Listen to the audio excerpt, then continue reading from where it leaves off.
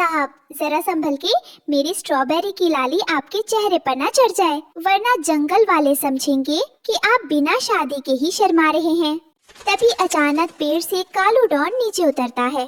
ए चिड़िया, जरा अपनी जबान को ब्रेक लगा। ये शर्माना वरमाना पुराने जमाने की बातें हैं। इस कालू डॉन के चेहरे पर लाली नहीं, सिर्फ रॉयल्टी सूट करती है। और ये लाल पत्थर जैसे फल क्या बेच रही है?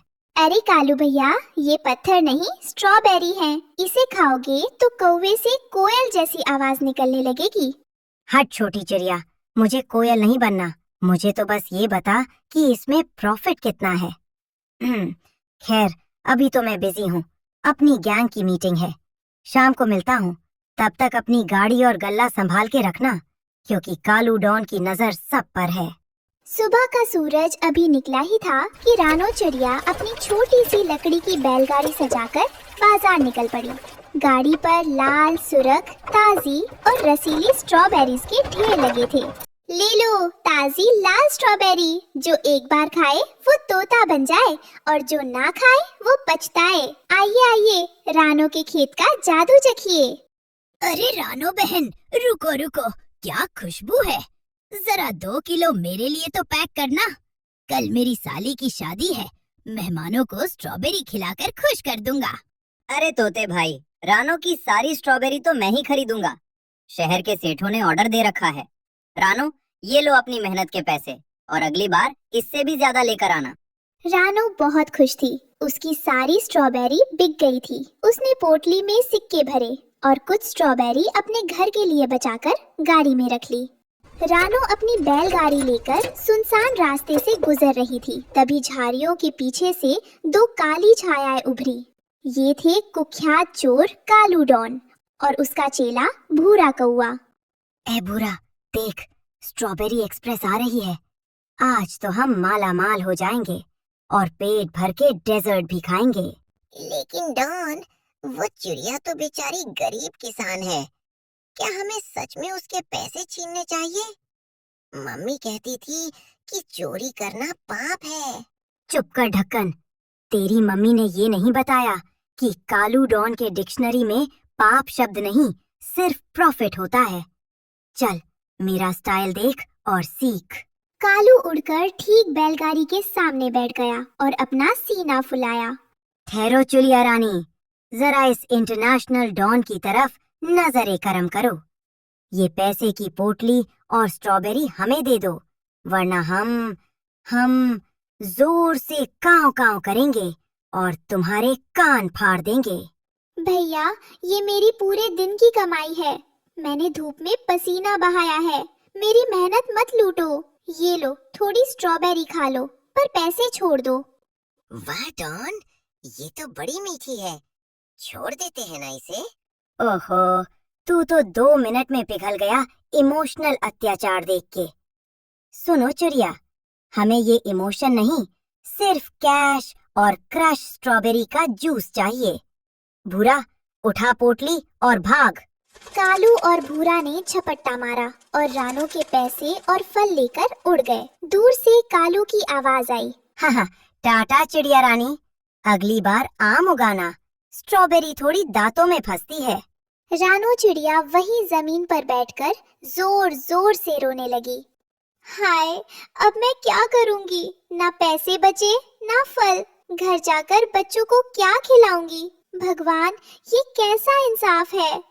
वो रोते रोते अपनी खाली बैलगाड़ी लेकर घर लौट रही थी कि अचानक सड़क के किनारे उसे एक बहुत ही कमजोर बूढ़ी चिड़िया दिखाई दी, जो दर्द से कराह रही थी।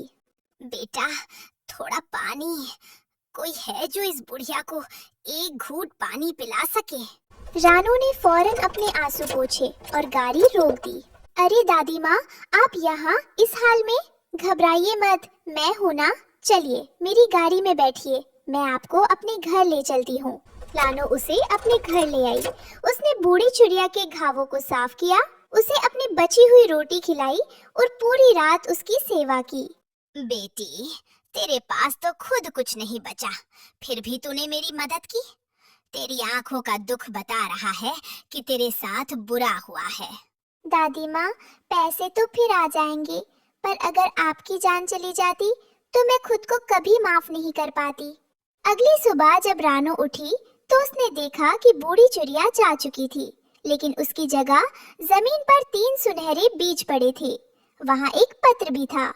इन बीजों को अपने आंगन में बो देना। रानो ने जैसे ही बीज बोए, आसमान से फूलों की बारिश होने लगी। जमीन फटी और एक विशाल लाल रंग का स्ट्रॉबेरी जैसा घर जमीन से बाहर निकल आया। उसकी दीवारें मखमली थी और खिड़कियों से स्ट्रॉबेरी की महक आ रही थी। रानो का पूरा खेत हजारों जादुई स्ट्रॉबेरी से भर गया, जो अंधेरे में जुगनू की तरह चमक रही थी। तोता भाई वहां पहुंचे। वाह रानो, ये क्या कमाल है! क्या मैं इस जादुई घर को छू सकती हूँ? क्यों नहीं टुनटुनी, ये घर और ये जादुई फल हम सबके लिए है। गाय माता, आप भी आइए। आज से कोई भी इस जंगल में भूखा नहीं सोएगा। रानो ने सबको बुलाकर भर पेट स्ट्रॉबेरी खिलाई। जो भी वह स्ट्रॉबेरी खाता, उसकी थकान दूर हो जाती और वह खुशी से झूमने लगता। उधर कालू और भूरा, जिन्होंने रानो को लूटा था, लालच में आकर फिर से वहां पहुंचे। वे रानो का आलीशान घर देखकर दंग रह गए। ए भूरा, ये क्या देख रहा हूँ मैं? कल ये भिखारी थी, आज ये स्ट्रॉबेरी क्वीन बन गई। चल फिर से लूटते हैं। जैसे ही कालू ने घर की खिड़की को चोंच मारी, खिड़की से एक जादुई स्ट्रॉबेरी निकली और कालू के मुंह में फंस गई। वह न बोल पा रहा था, न उड़ पा रहा था। डॉन, मुझे माफ कर दो। रानो बहन, हमें बचा लो। ये तो जादुई घर है। रानो ने दया दिखाई और कालू के मुंह से स्ट्रॉबेरी निकाली। रानो बहन, आज इस कालू डॉन का सिर शर्म से झुक गया है। मैं खुद को बहुत बड़ा और ताकतवर समझता था, क्योंकि मैं दूसरों से छीनना जानता था। पर आज समझ आया कि असली ताकत छीनने में नहीं, बांटने में है। तुमने मुझे माफ करके मेरी जान ही नहीं बचाई, बल्कि मेरी सोई हुई आत्मा को भी जगा दिया। कालू भैया, छीनने से सिर्फ पेट भरता है, पर बांटने से आत्मा तृप्त होती है। अगर तुम चोरी छोड़ दो तो तुम भी यहाँ हमारे साथ रह सकते हो। ए भूरा, आज से हमारा ये चोरी चकारी का धंधा बंद। हम डॉन बनकर जंगल को डराते थे, पर अब हम रानो बहन के इस जादुई घर के पहरेदार बनेंगे। रानो, मुझे अपने घर के बाहर एक छोटा सा कोना दे दो, ताकि मैं तुम्हारी इस नेक दिली की रक्षा कर सकूं और अपने पापों का प्रायश्चित कर सकूं।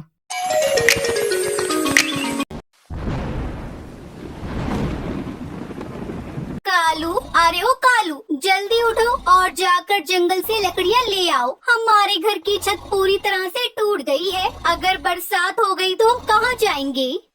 सुंदरी, इससे अच्छा तो मैं तुमसे शादी ही ना करता। तुम जब देखो तब कालू कालू लगाए रखती हो। अरे मेरा सोना तो तुमसे बर्दाश्त ही नहीं होता।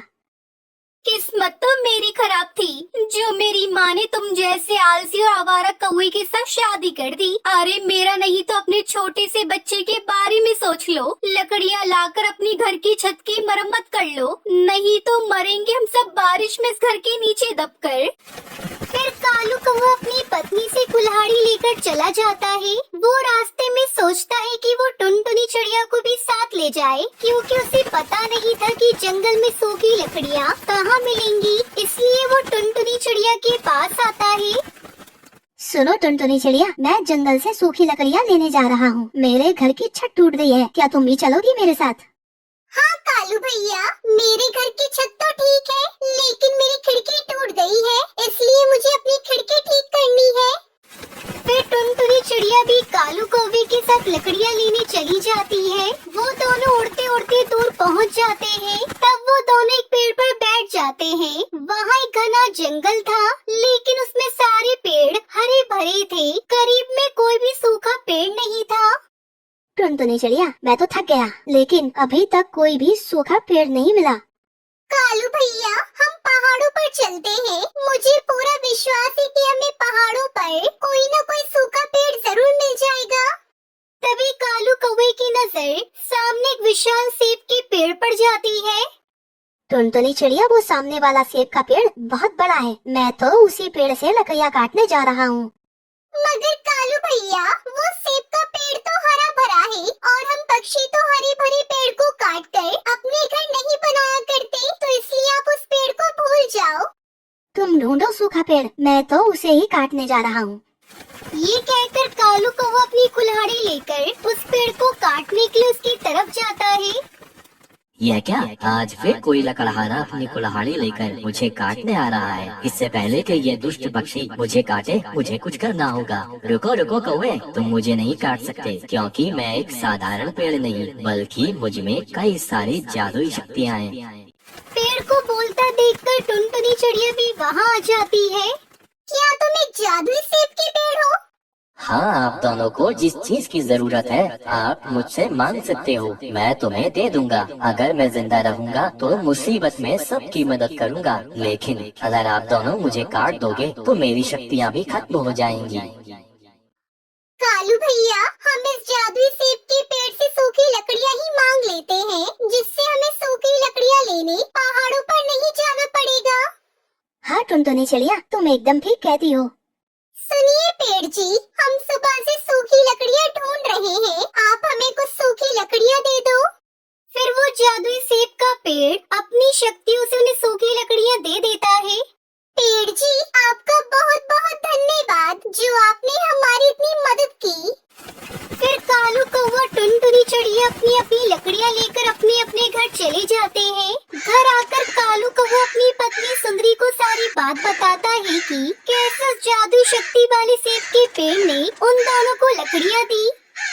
सुंदरी, तुम्हें पता है उस पेड़ ने हमें यह भी बताया कि वो ऐसे ही सभी पक्षियों की मदद करता है।